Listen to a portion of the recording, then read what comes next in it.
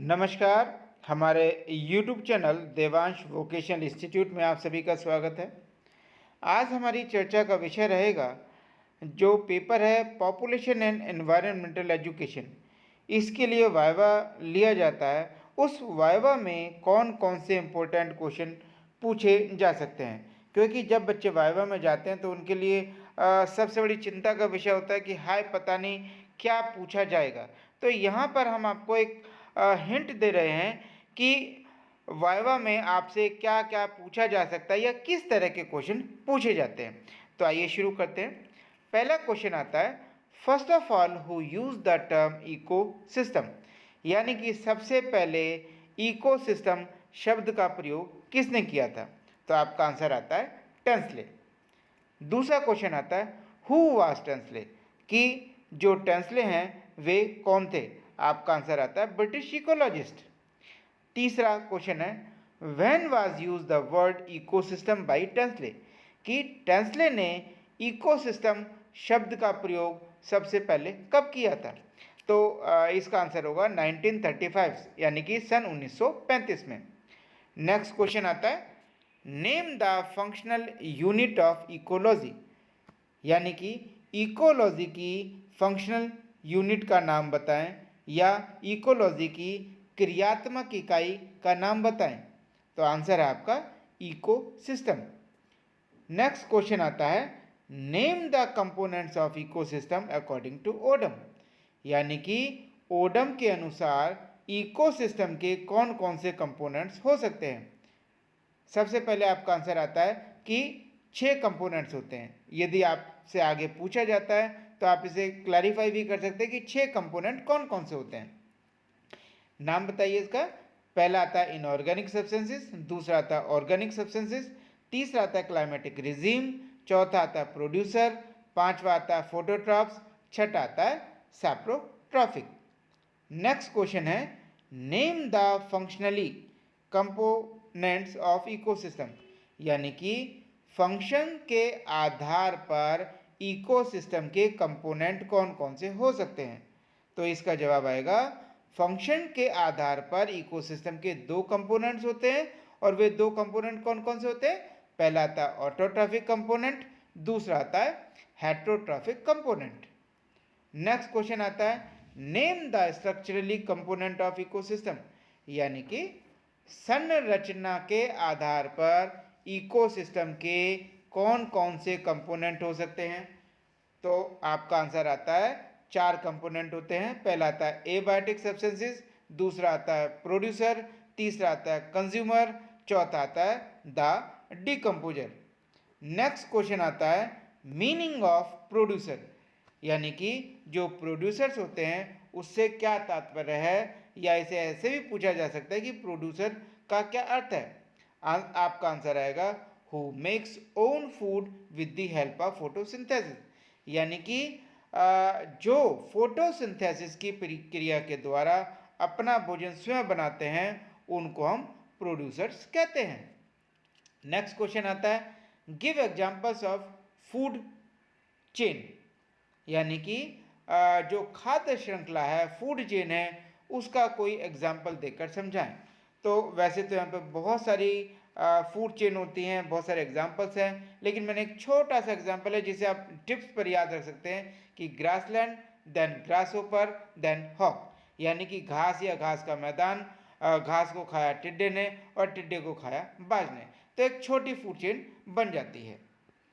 Next question आता है, name types of environment, यानी कि जो एनवायरनमेंट होते हैं वो कितने प्रकार के होते हैं, उनके नाम बताइए। तो यहाँ पे नॉर्मली 2 तरह के एनवायरनमेंट आते हैं। पहला आता है नेचुरल एनवायरनमेंट और दूसरा आता है मैन मेड एनवायरनमेंट। जो मैन मेड एनवायरनमेंट होता है उसे एंथ्रोपोजेनिक एनवायरनमेंट भी कहते हैं।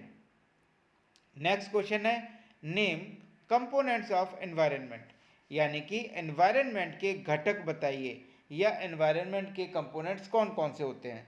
तो आपका आंसर आता है कि 3 कंपोनेंट होते हैं।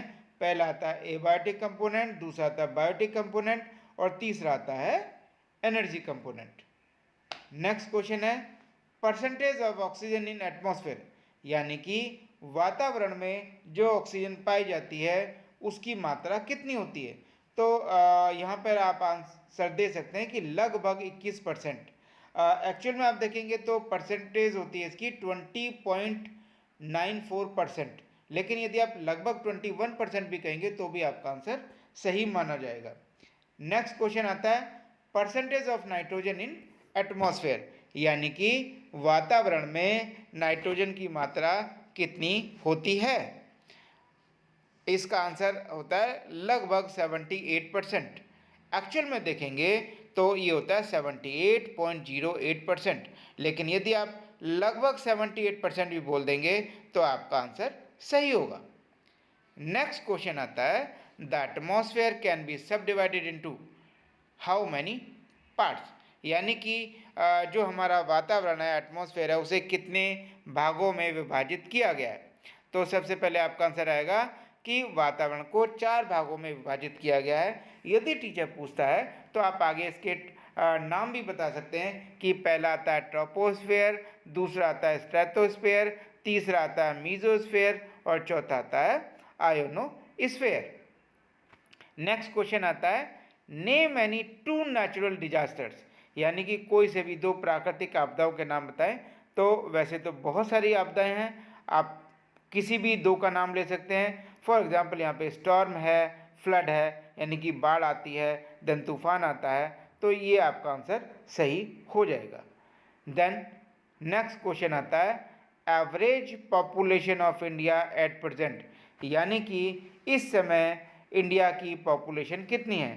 तो यदि हम करंट सेशन देखें तो इसका आंसर आता है 143 करोड़, ये अभी लेटेस्ट चेक किया हुआ है। देन नेक्स्ट क्वेश्चन आता है when environment day is celebrated, यानी कि एनवायरनमेंट डे कब मनाया जाता है। आपका आंसर होगा 5 जून, 5 जून को मनाया जाता है। नेक्स्ट क्वेश्चन आता है name 2 most populated city in India, यानी कि भारत में 2 ऐसे शहरों का नाम बताइए जहां पॉपुलेशन सबसे ज़्यादा है। इसमें आप कोई से भी 2 नाम बता सकते हैं। यहाँ पे हम आपको 4 नाम बता रहे हैं, मुंबई है, चेन्नई है, कोलकाता है, हैदराबाद है। आप कोई से भी 2 बता सकते हैं। वैसे आपको कम से कम 4 नाम याद होने चाहिए, हो सकता है टीचर आपसे 4 नाम पूछ ले। देन नेक्स्ट क्वेश्चन आता है वर्क ऑफ ओजोन लेयर, यानी कि जो ओजोन लेयर पाई जाती है उसका क्या काम है। सबसे पहला काम होता है इसका प्रोटेक्ट फ्रॉम कॉस्मिक रेज, यानी कि ये हमें आसमान से गिरने वाली जो कॉस्मिक रेज होती हैं ये हमें उससे बचाती है, प्रोटेक्शन करती है। नेक्स्ट क्वेश्चन आता है व्हाई वी नीड वाटर, यानी कि पानी की हमें आवश्यकता क्यों होती है। तो आप सभी जानते हैं कि पानी हमारा डेली नीड्स के लिए ज़रूरत होती है और पानी के बिना जीवन संभव नहीं है। इसका आंसर आप अपनी भाषा में बड़े आसानी से दे सकते हैं। तो इस तरह से यहाँ पर हमने 20 क्वेश्चन डिस्कस किए हैं। हम उम्मीद करते हैं कि इन क्वेश्चन से आपको आइडिया लग जाएगा कि वाइवा में किस तरह के प्रश्न पूछे जाते हैं और आपको किस तरह से वाइवा की तैयारी करनी चाहिए। धन्यवाद। हमारी वीडियो को लाइक करें, शेयर करें और सब्सक्राइब करें। धन्यवाद।